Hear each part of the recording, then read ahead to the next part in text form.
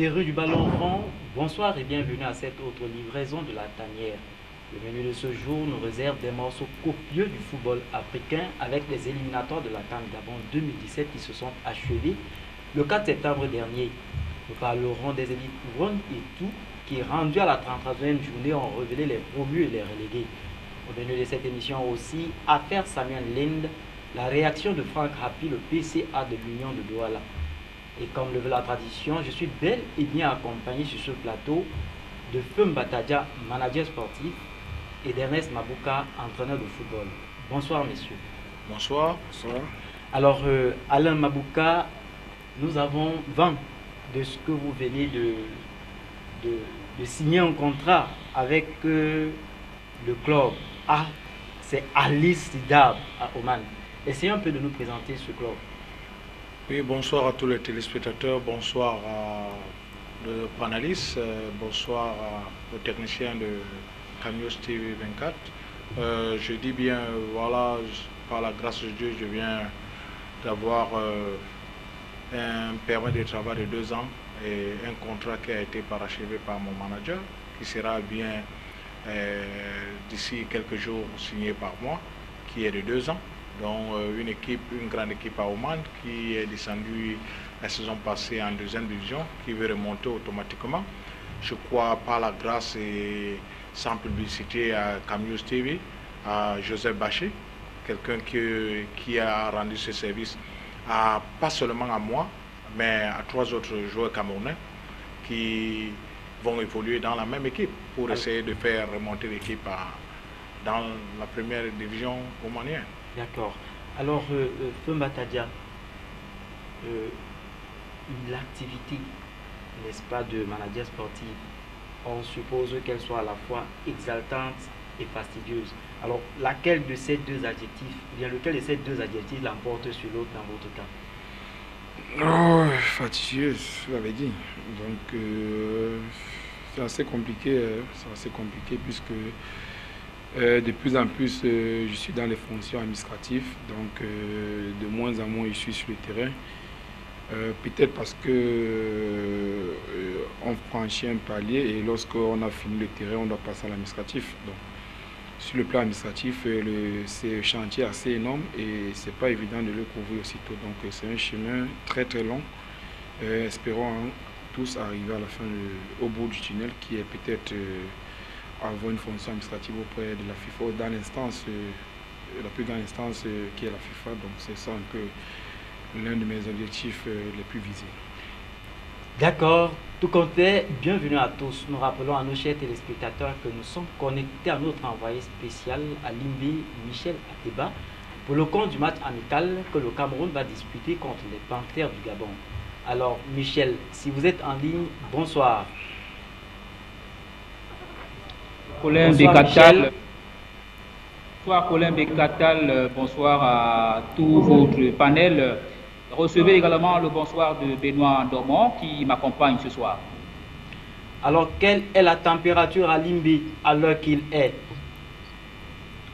Ben, disons qu'à moins 2 heures de cette rencontre, puisque l'affiche amicale Cameroun-Gabon est prévue pour 19 heures, à moins 2 heures, c'est un petit groupe, autant pour moi que les supporters et autres fans des Lions Indomptables accourent ou alors arrivent ici au stade omnisport de Limbé, où on peut déjà, n'est-ce pas, commencer par observer quelques mouvements de masse au niveau, n'est-ce pas, de la billetterie.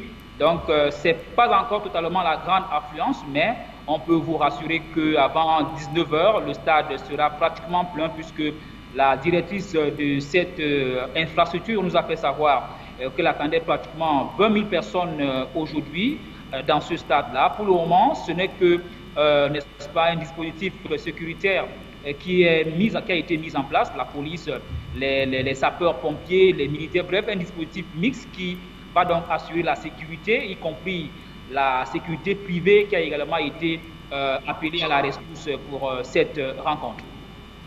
Merci bien Michel, et nous reviendrons à toi incessamment. Alors, les 16 pour la conquête du trophée en terre gabonaise sont connus. Le Cameroun en fait partie. Mais avant d'en parler sur ce plateau, écoutons ce reportage sur la rencontre des Lions contre la Gambie samedi dernier. Et le reportage est signé Michel Ateba.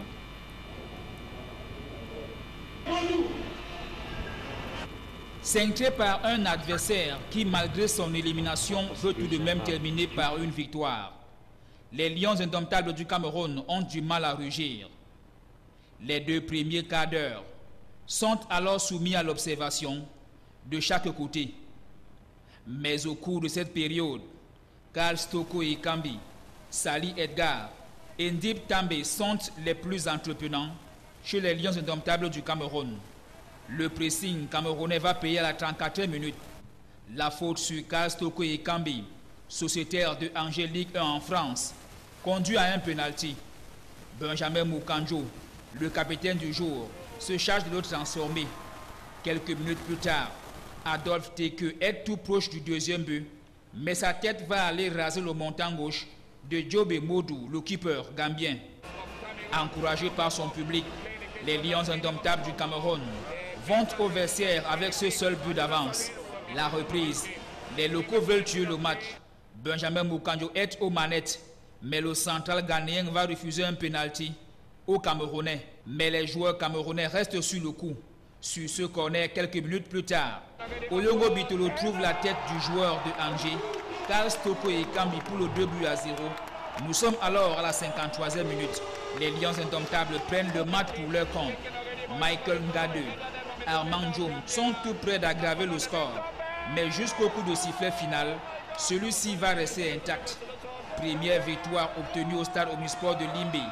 Après le 2 buts partout contre l'Afrique du Sud, dans cette même campagne éliminatoire à la CAN 2017 au Gabon.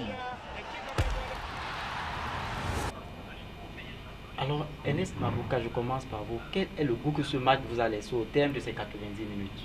Quelque chose de joyeux, parce que quelque part le Cameroun nous a montré vraiment que nous sommes les Lions indomptables. Et avec cette victoire de 2-0, qui a été, pour moi, dès le début du match, on ne croyait pas jusqu'au penalty qu'on a eu. Et c'est là où le coup du match a changé. Les Gambiens n'ont pas pu supporter le poids de ce match. Parce que quand vous regardez bien, quand on a commencé, ça n'a pas été ça. Et surtout que du côté droit gambien, ou du côté gauche, où évoluait le milieu de couloir gauche, qui a vraiment et qui nous a montré vraiment qu'il est un jeune joueur qu'on doit compter sur. Et voilà donc là où le Cameroun a essayé de pouvoir avoir cette confiance après ce penalty. Et bien après, on regarde tactiquement au niveau de notre adversaire, on regarde que leur problème, comme on dit en anglais, le weak link, était le latéral droit gambien. Donc tout a été bien géré par l'équipe technique de l'équipe nationale. Donc pour moi, le match a été bien bien géré, du fait que c'est le premier match qu'on gagne à la maison, surtout à Limbé, dans ce terrain. Donc moi je dis quand même que tirons chapeau à Hugo Bross. Alors la question, je vous la retourne, monsieur Feu Batanja. Je pense qu'il faudrait tirer beaucoup de leçons.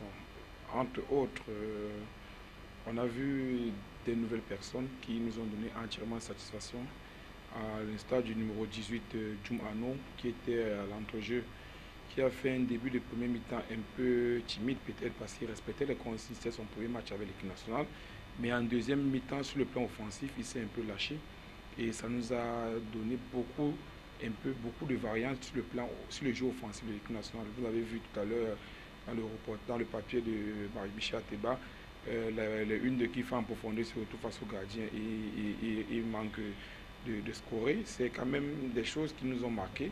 Et en défense aussi, Ngandu qui a joué aussi, pour moi il a fait aussi un match exceptionnel, qui a des qualités énormes, parce qu'il a une bonne qualité au niveau de la relance, il a une bonne précision. Sur le plan technique, c'est un monsieur vraiment costaud. Maintenant, il faudrait un peu le voir aujourd'hui avec un peu les adversaires qui sont légèrement un cran au-dessus de ceux de la Gambie. Donc, sur ce plan, ces deux joueurs nous ont donné entièrement satisfaction parce que Toko et Kambi aussi qui a fait un bon match, on le connaît déjà. On a déjà vu ses entrées lors des précédents matchs. Donc, pour les trois nouveaux, je pense qu'il y a eu deux quand même qui nous ont tapé sur l'œil. Bien que També, l'attaquant, peut-être n'a pas réussi à marquer, mais il a aussi fait un match assez moyen pour un début, c'est pas mauvais. Donc, sur le plan de la variante, Hugo Boss nous a montré qu'il y a des possibilités, il y a des choix, il y a des choix de substitution qui sont entrevus. Maintenant, au niveau de l'animation de jeu aussi, on a vu une animation un peu différente des matchs précédents. Donc, dans l'ensemble, sur le plan technique, on a une grosse satisfaction. Alors, est-ce qu'on peut s'attendre à ce qu'une équipe camerounaise soit conquérante ce soir face au Gabon à la lumière, au regard, n'est-ce pas, de sa prestation de samedi dernier? Évidemment, puisque les jeunes qu'on a jetés hier pour leur première rencontre, je vais dire samedi, et les trois, Ngandu, Ndjoum et També, qui étaient vraiment sur la colonne, en défense centrale, au milieu de terrain et au sommet de l'attaque, ont montré qu'ils peuvent challenger ceux qui ont entre guillemets les titres fonciers. Évidemment, ceux qu'on va jeter aujourd'hui vont vouloir challenger ceux qui ont mieux fait samedi. D'où la concurrence. Et c'est ce qu'on demande dans une équipe nationale, dans une équipe en général, la concurrence. Donc, c'est un match qui va se jouer de façon sérieuse et sincère parce que à entendre la conférence de presse de l'entraîneur hier, il a dit que c'est le dernier match où il peut avoir l'opportunité d'essayer des joueurs, de voir des joueurs. Donc après cela, il ne va pas le faire contre l'Algérie, lui-même il l'a dit, il ne va pas le faire en Coupe d'Afrique. Donc c'est le moment où ceux qui veulent être dans la short list ou bien dans le panier du sélectionneur doivent se surpasser pour montrer une autre image et ça fait progresser l'équipe nationale. Maintenant, la seule déception, c'est aussi que ceux qui ont joué samedi, certains ont été permissionnés. Moi, ça me désole un peu. Si tous étaient là, on pouvait aussi avoir une autre concurrence. Mais maintenant, quand ils ne sont pas là, espérons que la concurrence restera. D'accord. Alors, Ernest Mabouka, un mot sur l'arbitrage du match de samedi dernier.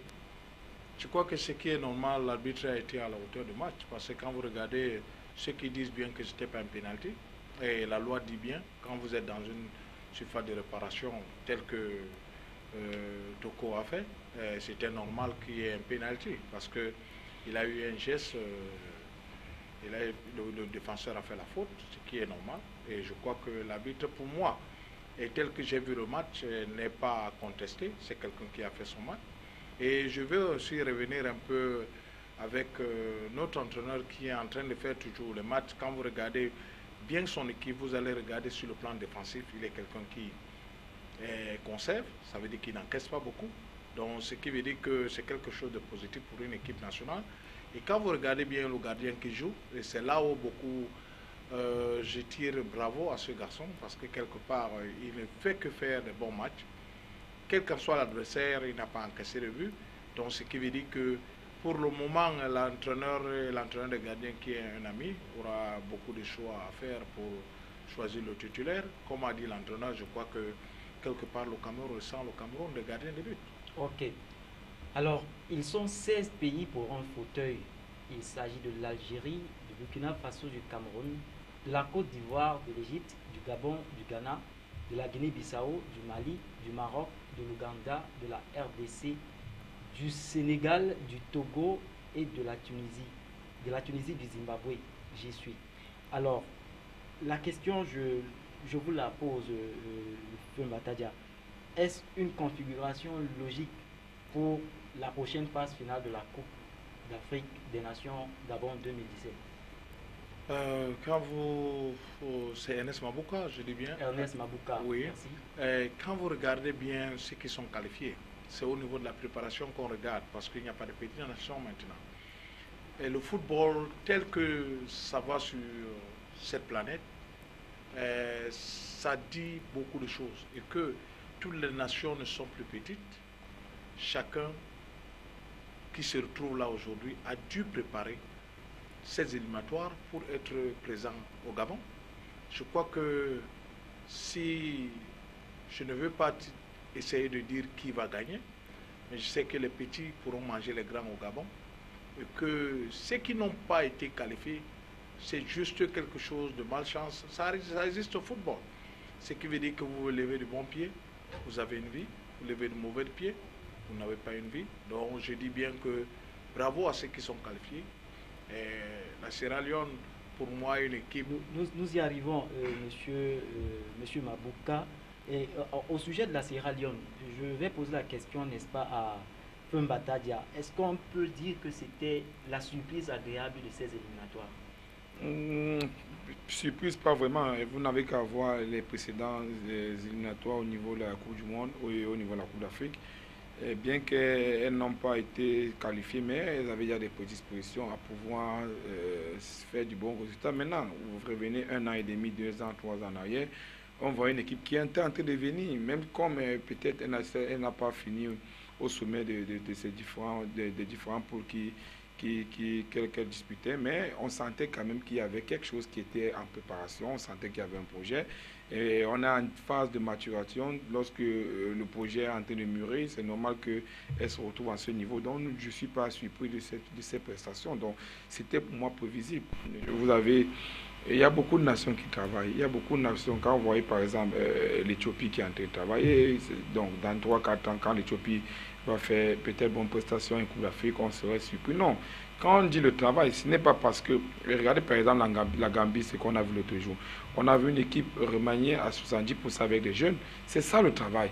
Regardez, dans 4 ans, dans 3 ans, quand la même Gambie qu'on a gagnée facilement au jeu 2-0 va venir peut-être nous imposer un manuel à Yaoundé ou bien à Douala, au Cameroun, on sera surpris, on va dire la Gambie sort d'où? Alors que la Gambie maintenant est dans un projet, elle a mis des jeunes l'autre jour à Limbé, et cette cohésion, ils vont jouer ensemble 2-3 ans, en 2019-2020, quand ils seront prêts à nous challenger, on sera surpris. Donc c'est le même projet que beaucoup d'équipes de l'Afrique de l'Ouest ont compris. Vous avez vu à un moment, début des années 2000, le Mali, vous avez vu avec le Nigeria qui a refondé, il y avait vu le Sénégal. Vous voyez, en Afrique de l'Ouest, on sait à un moment reculer pour mieux sauter. C'est ce qui est un peu le contraire chez nous ici en Afrique centrale.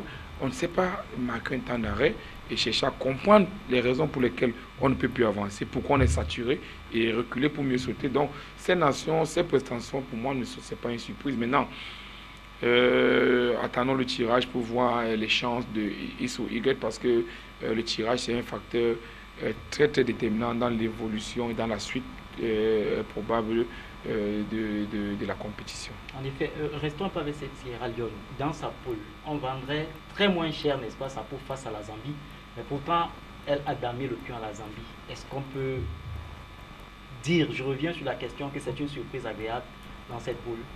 Ça surprend beaucoup de gens. Moi, ça ne m'a pas surpris parce que quand je regarde la Sierra Leone jouant Kosafa contre la Zambie, et qui a damé le pion à cette équipe des Zambiens, et en faisant match nul au Kosafa, dans le tournoi qui joue de temps en temps là-bas à l'Afrique de l'Ouest, vous allez voir que cette équipe savait déjà, dès que, comme a dit le confrère maintenant, toutefois qu'on va faire la sélection de poule pour la Coupe d'Afrique au Gabon, vous allez voir que ces techniciens qui sont au niveau de la Sierra Leone ne sont pas des gens qu'on ne connaît pas, c'est des gens qui ont joué au ballon.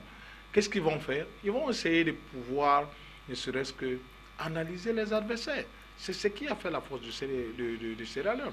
Donc, c'est une petite nation qui a su qu'en jouant contre la Zambie, qu'est-ce que je dois faire? Je dois automatiquement damer le pion à la Zambie. C'est ce qu'ils ont fait.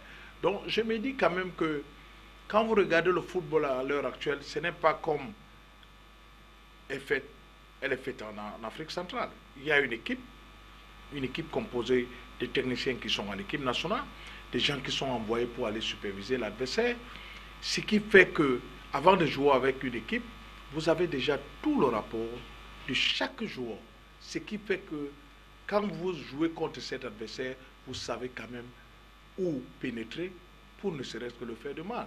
Donc c'est ça qui fait la beauté du football. En Europe, nous voyons ça à la télé, nous disons que c'est juste quelque chose de facile. Non.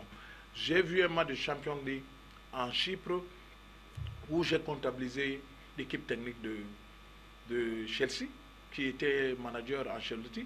J'avais 17 personnes. Vous allez regarder qu'une équipe, ce n'est pas seulement 2 à 3 à 4, 5 personnes. C'est une équipe dont beaucoup de docteurs, beaucoup de kinésithérapeutes, beaucoup d'entraîneurs chargés de positions bien normales, la défense, le milieu de terrain, 2 entraîneurs gardiens de but et un entraîneur adjoint qui n'est pas seul. Il y a le premier et le deuxième adjoint et le manager général. D'accord. Alors, revenons un tout petit peu en Afrique. Une autre surprise, mais peut-être la moins agréable, l'absence du Nigeria, n'est-ce pas, lors de cette phase finale. Je reviens à vous, Ernest Mabouka. On dit quand quelqu'un est une grande nation, il faut savoir comment mélanger sa monture. Je crois que le Nigeria a pêché depuis des années, pas en gagnant la Coupe d'Afrique, mais bien après gagnant la Coupe d'Afrique, on a vu le Nigeria commencer déjà à peiner. Déjà ce qui a fait, je le dis aujourd'hui, mon grand frère qui a été l'un des plus grands footballeurs en Afrique, qui a été le coach du Nigeria, qui a été quelqu'un qui a prédit ce qui arrive aujourd'hui au Nigeria, que les gens n'ont pas pu écouter, qui est le late Stephen Keshi. Donc je me dis que le coach qui a pris l'équipe n'a pas pu ne serait-ce que regarder de ce côté.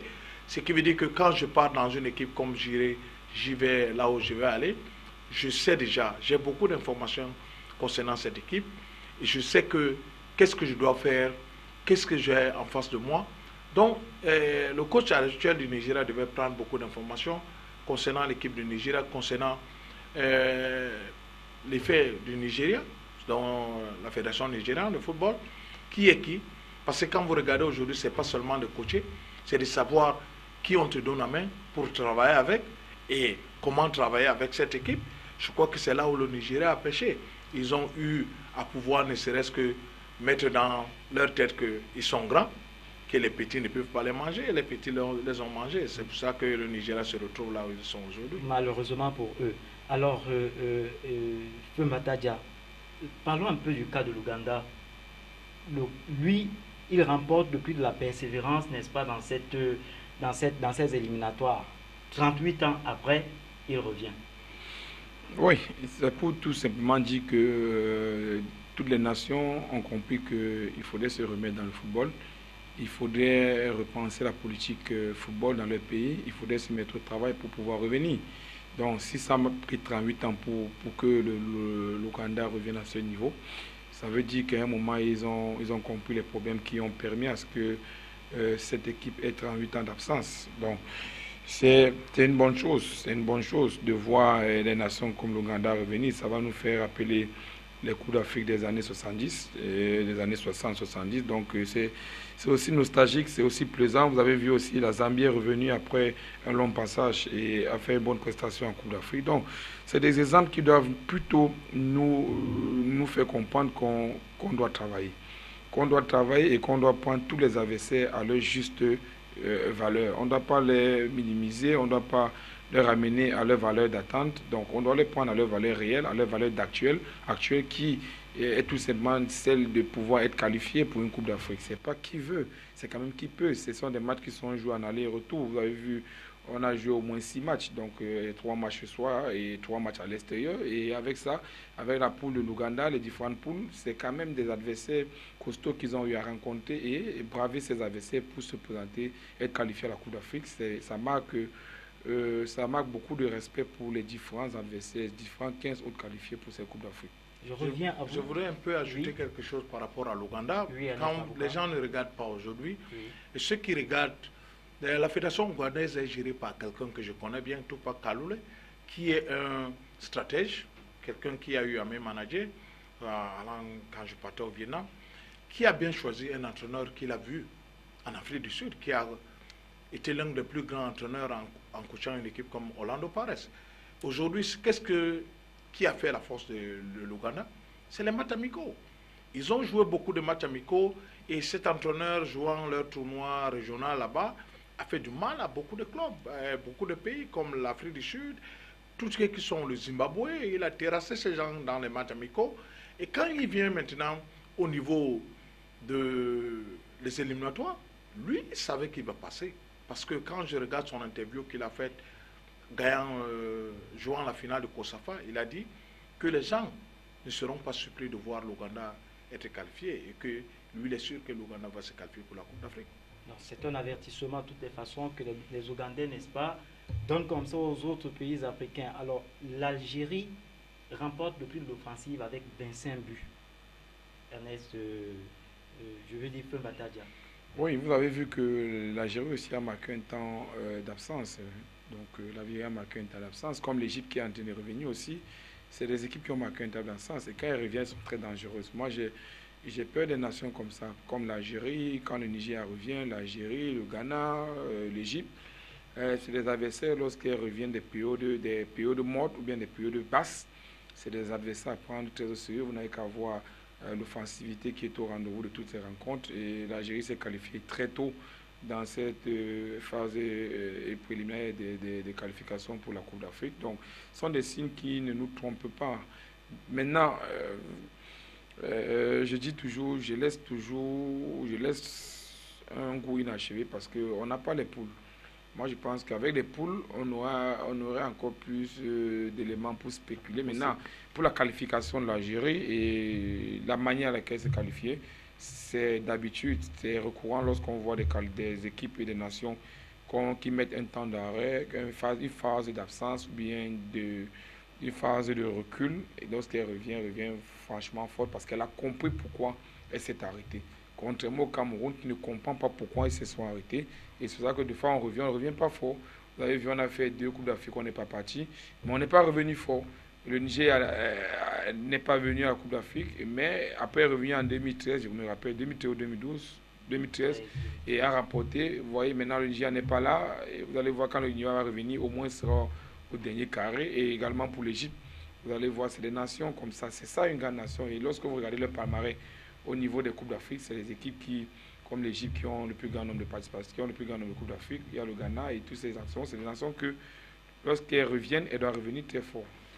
Alors, la Côte d'Ivoire, comme l'année dernière, le coup de l'avertissement avec une seule victoire et une plurielle de match nul. Ernest Mabouka. Je crois que la Côte d'Ivoire a toujours quelques problèmes chaque année.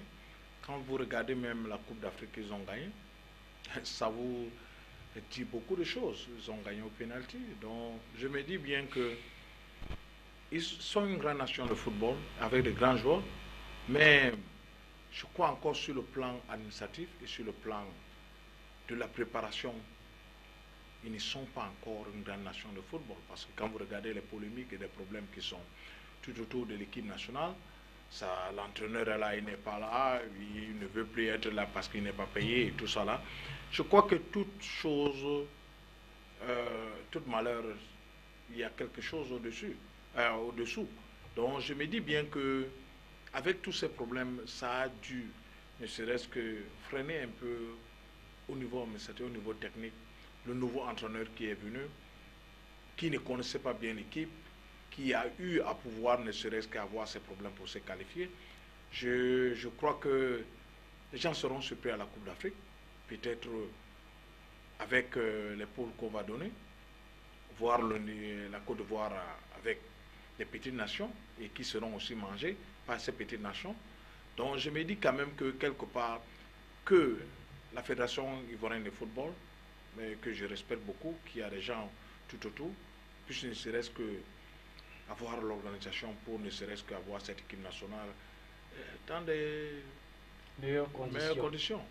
Alors, disons que un peu comme en 2015, la Côte d'Ivoire qui a eu du mal à se qualifier et qui pourtant est devenue champion, on craint que, encore on espère, n'est-ce pas, qu'il puisse réitérer l'espoir, n'est-ce pas, de cette année. Alors, citons pour clôturer cette page la Tunisie qui a mérité le prix de la constance. Les Aigles de Carthage joueront en 2017 leur 13e phase finale consécutive. Intéressons-nous à présent au championnat camerounais. Les Ligue 1 et tout ont révélé respectivement leurs relégués et leurs promis. Panthère, Cosmos et Botafogo évolueront désormais en élite 2 et elles sont remplacées en élite 1 par Feuilleux FC de Bandung, Colombe du Dja et le Beau et le Stade Renard de Melon. Alors, bien avant d'en parler, écoutons ce reportage avec des réactions du match qui opposait dimanche dernier à Bamenda Yon Sport Academy contre Bamboutos. Le reportage est de Michel Ateba. Avec la contre-performance de l'Union sportive de Douala face à l'Aigle de la Ménois, 1 but partout, le boulevard était désormais ouvert pour l'équipe de Bamenda. Face donc à Bamboutos de Mouda déjà maintenu en Ligue 1. Young Sport Academy, qui cherche une place africaine, devait battre son adversaire du jour. Exigeant depuis que l'équipe occupe le quatuor de tête, le public bouillant de Young Sport Stadium n'est pas prêt à pardonner un autre faux pas sur sa pelouse à Bamenda. Le coach Emmanuel Doumbé-Bosso avait donc obligation de résultat, lui qui a déjà commencé par essuyer les critiques d'un public parfois chauvin. Mais en face, et ce malgré son maintien en Ligue 1, les Mangwa Boys de Mbouda veulent garder un tout petit peu leur invincibilité, eux qui perdent rarement en championnat, avec le nouvel entraîneur Fernand Fagna. Il faut donc pour Young Sport Academy composer avec certaines individualités afin d'obtenir la victoire sur un score étriqué d'1-0. Une victoire qui propulse le club du feu Francis Young en Coupe de la CAF, une journée avant le terme du championnat. Une 33e journée marquée aussi par la descente en Ligue 2 de Botafogo de Douala, Panthère Sportive du Ndé et Cosmos Dumbam relégués il y a plusieurs journées. Dans le sens inverse, Feuille FC de Banjoun, Stade Renard de Melon dans le Mungo et Colombe de San Minima dans le sud accèdent en Ligue 1 en attendant les différentes homologations.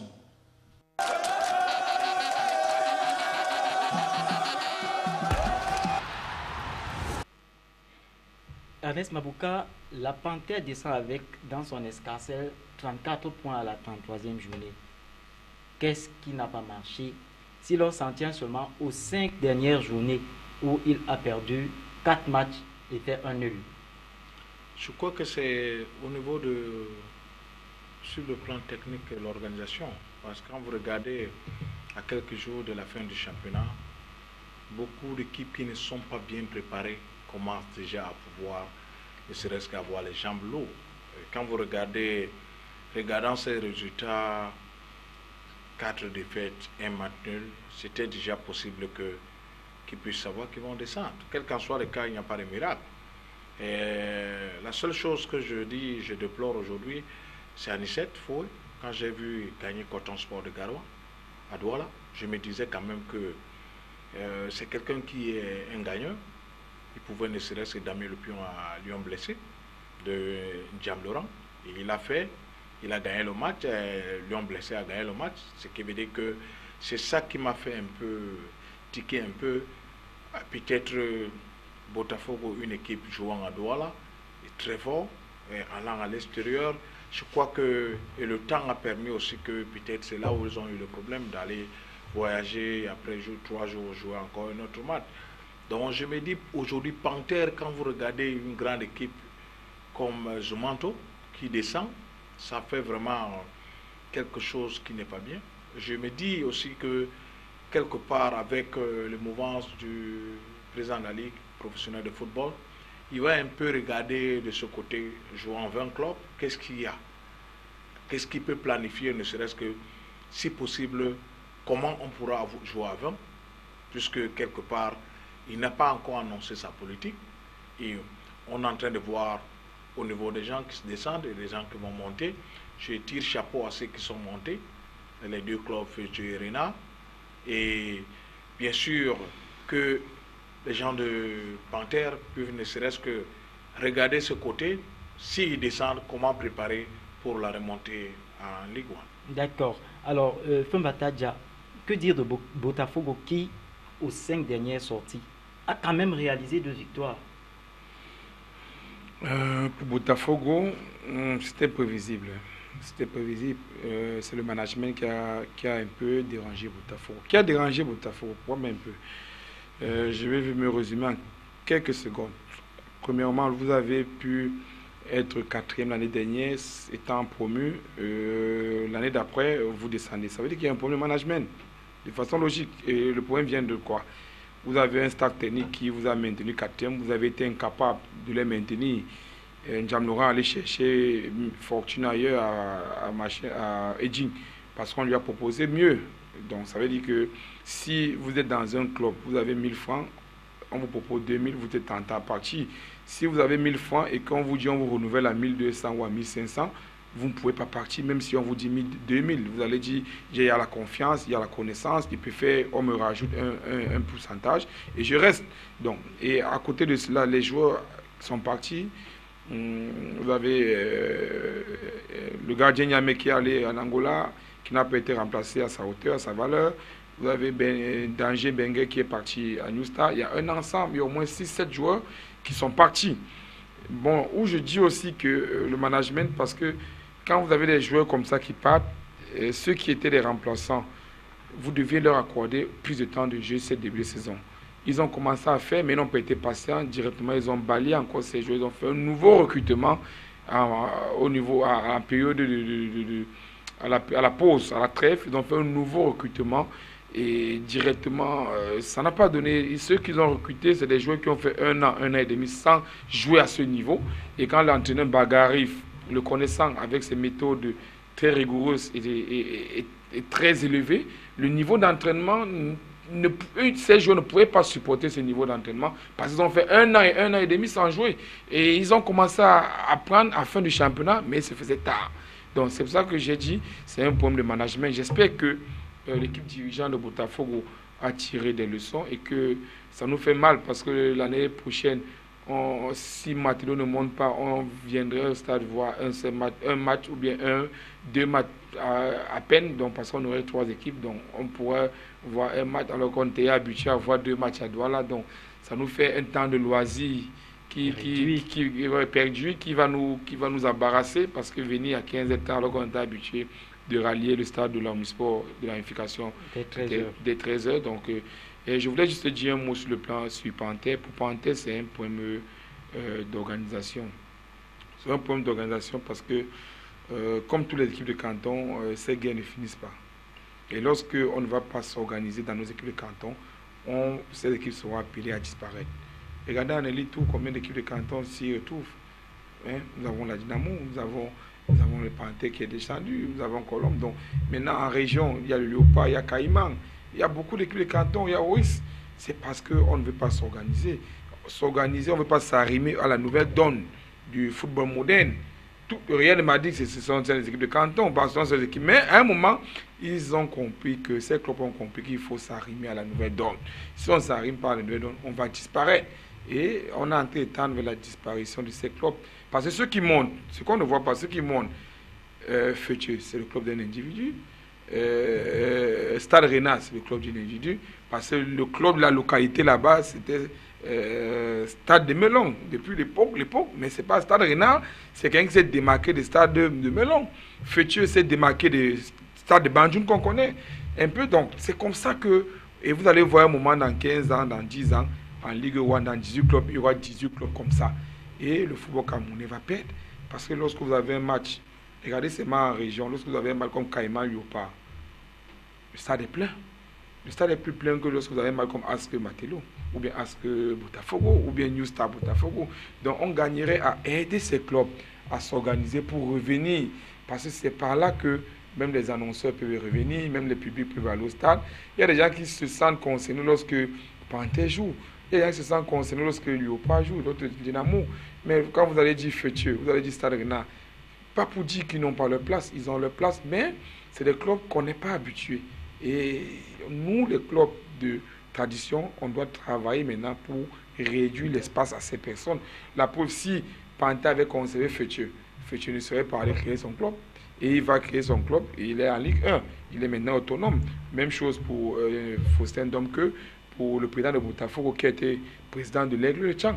Donc autant dans beaucoup de clubs on peut citer Cosmo de Bafia avec Canon, dans beaucoup de clubs on peut citer ces gens qui ont géré ces clubs de canton, à un moment se démarquent, ils vont créer leur club et se retrouvent en ligue professionnelle. Comme quoi l'union fait la force, on ne le dira jamais assez.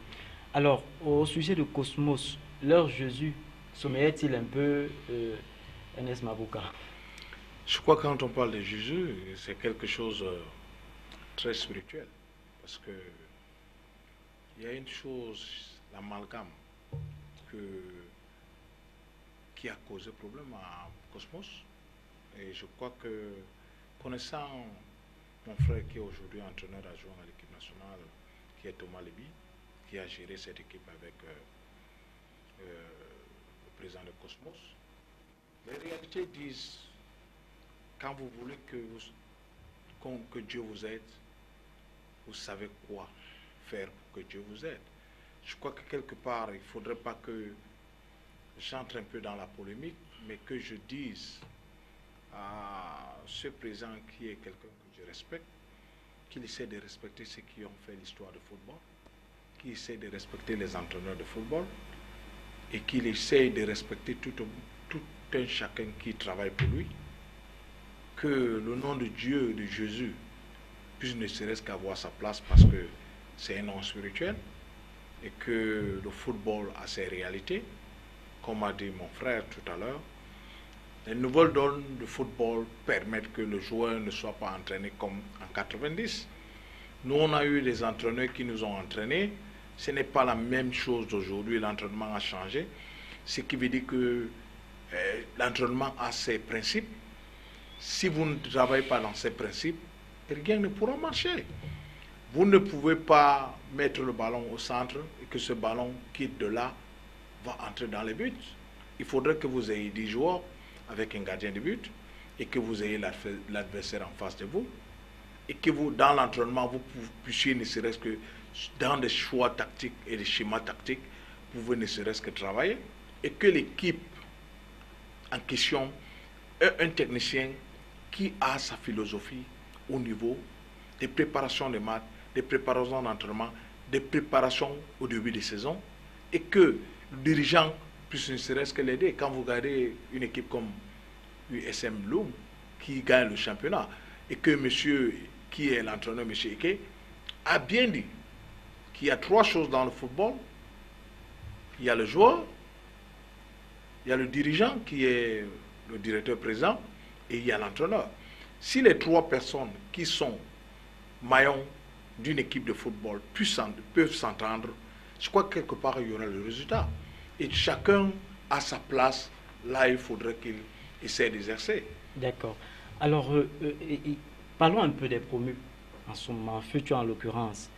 À la 3e journée, Futur enregistre 17 victoires. Et notons qu'à domicile, il fait une moyenne de 2 buts marqués contre 0 encaissés. Est-ce qu'on peut dire que c'est la loi de chez soi qui a fait la différence?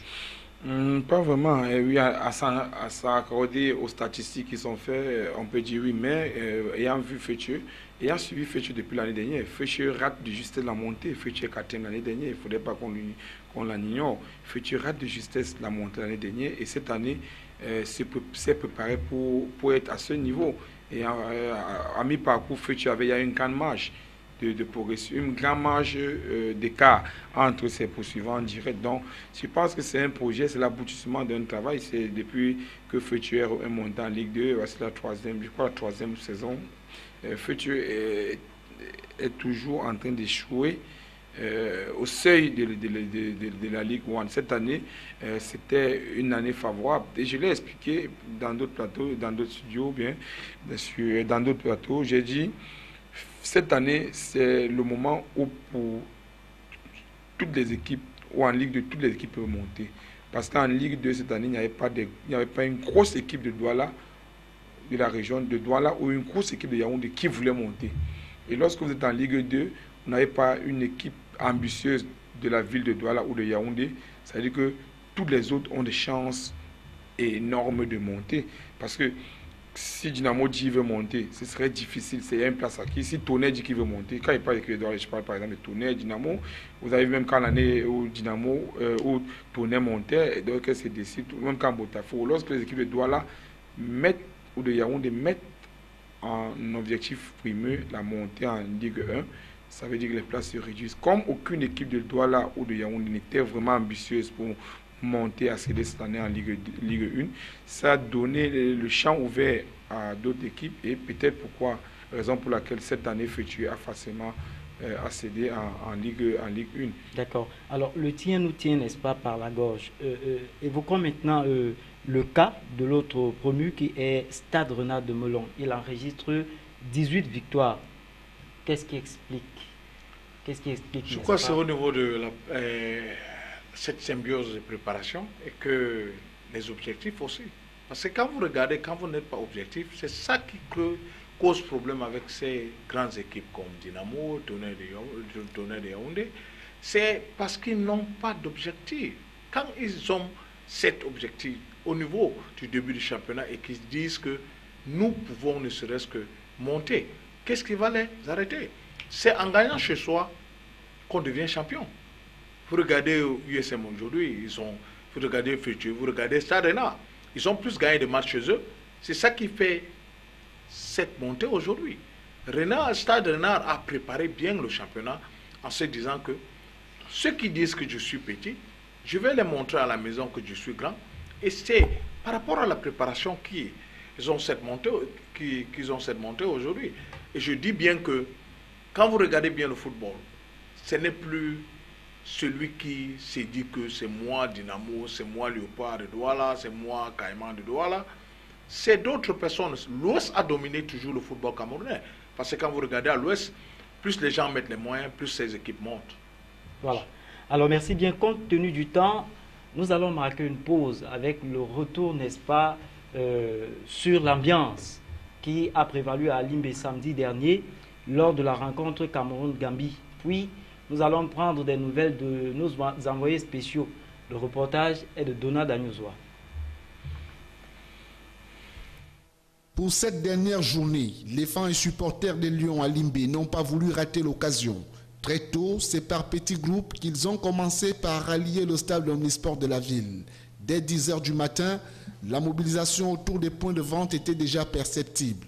C'est chacun qui voulait vite rentrer en possession de son ticket. Tout juste à côté, les forces du maintien de l'ordre et sapeurs-pompiers ne manquent pas à l'appel. Ils sont sur les lieux pour assurer la sécurité des personnes et des biens en ce moment de grande affluence. Les vendeurs et autres revendeurs font de petites affaires. À l'intérieur du stade, les sièges reçoivent les premiers occupants. Certains donnent déjà de la voix avant le coup d'envoi. Le Limbe Omnisport Stadium attend 20 000 supporters ce samedi et déjà, vu de loin et surplombant la mer, c'est un stade qui a fait sa grande toilette qui va accueillir les 22 acteurs ce 3 septembre avant le duel en nocturne de mardi prochain en amical face au Gabon. Pour des raisons techniques, nous ne serons pas en mesure, n'est-ce pas, de rentrer en contact avec nos envoyés spéciaux, Michel Ateba et Benoît Dormont. Après avoir paraphé un contrat de 3 ans le 25 août dernier dans l'équipe égyptienne d'Ittihad d'Alexandrie, l'international amateur camerounais Samuel Lind a vu son bail résilié de manière brutale par ses dirigeants qui l'accusent implicitement d'être une menace pour la santé de l'équipe égyptienne. Une raison que contestent le joueur et les dirigeants de l'Union de Douala qui, lors d'une conférence de presse, ont promis une réaction forte. Je vous propose d'écouter la quintessence de cette conférence de presse, puis la réaction du PCA de l'Union de Douala. L'Union sportive de Douala n'a aucunement pas envie de laisser tomber une affaire dont les conséquences peuvent être fâcheuses tant chez le joueur qu'au sein de l'équipe de la capitale économique, a-t-on appris de la bouche de son président ce vendredi. Nous allons porter l'affaire plus haut pour que justice soit rendue. Nous allons saisir la FIFA et nous allons voir si les Égyptiens ont eu raison d'agir comme les voyous. Je vous rappelle que Samuel Lind a signé un contrat en bonne et due forme de 3 ans avec le club de Al-Ittihad. Et à ce que je sache, la FIFA parlant des dispositions spéciales relatives au contrat entre joueurs professionnels et clubs est formelle là-dessus.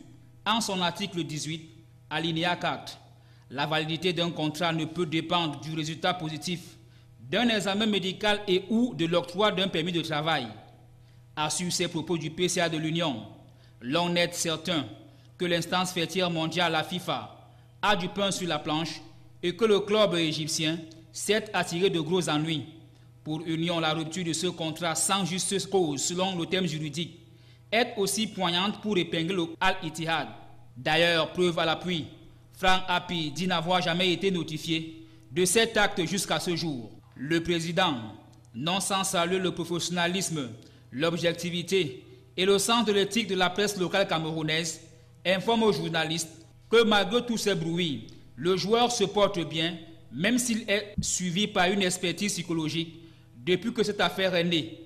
Samuel Lind est prêt à donner du 100% ce dimanche contre Aigle Roi de la Ménois en championnat lors de la 31e journée, s'il est aligné. On peut parler d'une affaire Lind. Le club Al-Ittihad a unilatéralement rompu un contrat qu'il avait signé avec le joueur et l'Union sportive de Douala. Ils ont engagé un joueur de l'Union sportive de Douala, il n'était pas libre. En invoquant des raisons médicales, parlant d'ailleurs de, je mettrai ça au conditionnel de sévère de l'activité, puisque jusqu'aujourd'hui le club ne m'a rien notifié,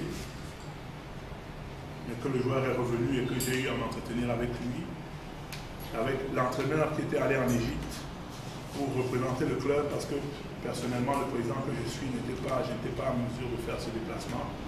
J'avais un autre déplacement à faire et j'ai donc estimé que l'entraîneur était la meilleure personne à même de préserver les intérêts et du joueur et de l'Union sportive de Douala dans cette transaction. Donc, l'Ain est parti de façon très officielle à Alexandrie, dans les règles de l'art, avec l'autorisation de son club, accompagné d'un représentant du club qui était l'entraîneur Cyril Diallo. Arrivé en Égypte, la deuxième parade de son contrat, parce qu'il y avait déjà une première parade que nous avons, la présentation officielle a été faite, et puis après, la première visite médicale a été faite, qui a été satisfaisante. Sauf qu'après, les modalités de paiement ont commencé à poser problème. Le club égyptien souhaitait morceler son paiement à l'Union de Douala en des paiements hebdomadaires sur 5 mois ou 6 mois, ou sur 5 ou 6 semaines, puisqu'ils m'ont appelé. J'ai clairement dit au président, parce que je l'ai dit, monsieur le président, si vous ne payez pas comme on a dit, le montant de l'indemnité de transfert qui en passant était de 40 000 $, en une seule fois, je vais demander à mes joueurs et aux coachs de rentrer, c'est pas grave, on aura d'autres opportunités. Et c'est parce que j'avais déjà donné ma parole à Al Ittihad et que j'avais déjà signé un contrat avec Al Ittihad que je tenais à respecter cette parole. Et je peux vous dire qu'il y avait d'autres offres sur la table, légèrement supérieures, mais ayant déjà engagé la signature de l'Union depuis pratiquement le 19 juillet, parce que le contrat avec l'Ain a été signé le 19 juillet 2016, je ne pouvais plus, sans aucune autre raison, sans raison valable, annuler ce contrat. Je vous dis, il y avait d'autres offres. Donc c'est pour ça que, malgré tout, il a fallu que l'Ain aille en Égypte et on voulait terminer comme ça. Alors, et Bossé, on s'en souvient encore en Algérie, l'île en Égypte. Les propositions du Maghreb doivent-elles être considérées comme du poison, un cadeau empoisonné pour les joueurs camerounais? Ernest Mabouka, très rapidement. Je crois que quelque part, si notre football qui est professionnel à l'heure actuelle paye son nom, ce qui veut dire que le joueur camerounais pourrait gagner sa vie en jouant au ballon, je crois que beaucoup de joueurs ne vont pas se zéler dans les pays africains comme l'Algérie et l'Égypte. Je crois aussi que, ayant un championnat professionnel, ces joueurs-là peuvent ne serait-ce qu'avoir une sécurité au niveau familial, au niveau de vie courante. Et je crois que c'est là où on aura un beau football. Et le cas de ces joueurs qui, malheureusement, celui qui est mort, celui qui a eu des problèmes, qui est l'Inde, je crois qu'actuellement, l'Union de Douala, le PCA a tout dit. Je crois que les lois de football sont là.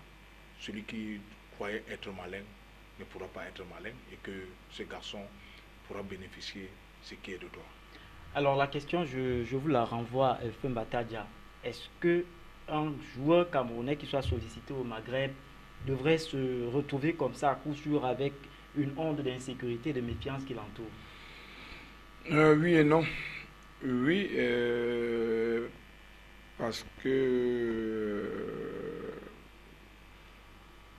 on a des cas présents. Nous-mêmes, notre entreprise pour laquelle on travaille, on a le cas de nous ici avec Klaus Facien, qui n'a pas encore payé Astre. On a près de 2 ans et demi, en janvier ça fait 3 ans, qui n'a pas encore payé Astre pour la convention de transfert qu'il est lié. On a eu le cas avec Minou Bouba avec Coton Sport, on a eu des cas, on a eu le cas pour Anang, pour comme et Mengolo, qui ont payé Panthère 2 ans et demi après. Donc, on a eu le cas de Anang que le club Étoile Espérance de Tunis a payé Panthère près de 8 mois, 10 mois après. Donc, c'est des cas récurrents. Maintenant, non parce qu'il faut de mieux. Non parce qu'il faut de mieux. Les clubs camerounais, il faut le dire, sont très, très, très pauvre. Excusez-moi du superlatif. Et faute de mieux, parce que dans une entreprise, la finalité, c'est le profit. On crée une entreprise pour faire du profit. Et pour faire des profits, il faut vendre. Et il faut des entrées. Et la principale entrée dans notre football, entre guillemets, professionnel, c'est le transfert des joueurs qui fait vivre nos clubs. Et lorsque vous avez une opportunité qui peut faire entrer l'argent à un club, même si ça peut être 2 ans, après 3 ans, on est obligé de la saisir. Donc, pour corriger ou bien pour pallier à ce manquement, il faudrait qu'on restructure et on réorganise notre football pour que davantage tous ceux qui sont dans le football puissent vivre de ce métier et soient de moins en moins tentés. N'allez pas seulement pour le footballeur. Voilà le Komabouka qui vous dit qu'il a été signé pour Oman. Si au Cameroun il avait des opportunités d'avoir le minimum, il ne serait pas tenté à accepter cette offre. Combien d'entraîneurs camerounais sont hors de ce pays? Combien de footballeurs sont hors de ce pays? Combien de médecins de sport sont hors du Cameroun? Combien de... Donc, tout cela, ça permet de comprendre qu'on a un point de structuration et d'organisation de notre football. Merci, chers invités. Vous nous avez honorés, n'est-ce pas, en acceptant notre invitation. Le coach Mabouka, vous êtes, ça c'est en guise de rappel, ancien sociétaire de Mpumalanga Black Access, devenu aujourd'hui Kepson City. C'est dans quel pays là, vous dites? Oui, c'est en Afrique du Sud où j'ai eu la chance de travailler avec le seul entraîneur qui a gagné la Coupe d'Afrique en 1996, qui est M. Clef Baka, où j'ai travaillé 3 saisons avec lui, où on a fait de bonnes choses dans cette équipe. Malheureusement, cette équipe a été vendue à la fin du championnat. Et cette nouvelle saison porte le nom de Kepson City. Tout compte fait, nous vous souhaitons très bon vent du côté de Oman et surtout beaucoup de succès. Merci. Alors, Fumba Tadja, merci et beaucoup de courage dans votre entreprise, fastidieuse comme vous l'avez dit, mais exaltante. Oh, oui, merci. Je voulais dire bonsoir à ma petite famille qui nous regarde en ce moment. Donc, et merci à Michel Ateba pour le petit Zolo. Alors, voilà, mesdames et messieurs, qui met un terme à cette émission. Portez-vous bien. Merci pour votre aimable attention. Au revoir.